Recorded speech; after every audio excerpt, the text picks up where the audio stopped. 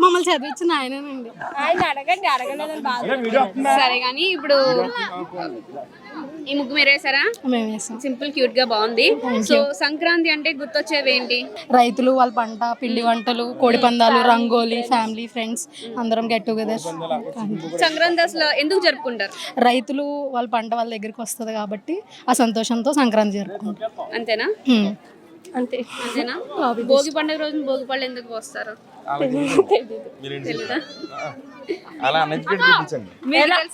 నాకు తెలీదు.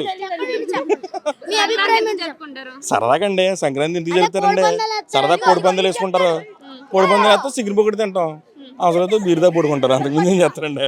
అసలు ఫస్ట్ నుంచి కూడా ఇంతకు ముందు నుంచి పెద్దవాళ్ళు ఎందుకు జరుపుకుంటారు? అది మనకేం తెలుస్తుందండి? భోగి పళ్ళు ఎందుకు పోస్తారు? అవన్నీ మనకు తెలియదండి. పెద్దలు జరుపుకుంటారని జరుపుకోవడం నెత్తి మీద పోస్తారా?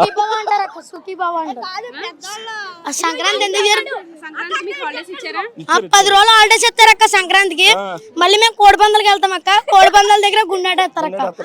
ముసలి అందరూ మళ్ళీ మేము చికెన్ పొగడు తింటాం అక్క. అక్కడ గుండాటేమో ముసలి వెళ్తారు మాకు తెలియదు అక్క. ఇంకా భోగి పండుగ ఎందుకు జరుపుకుంటారు తెలుసా?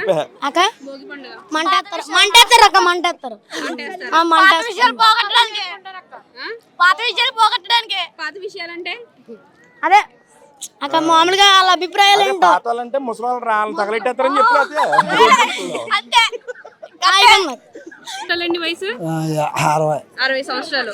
అసలు భోగి పండుగ అంటే ఏంటి?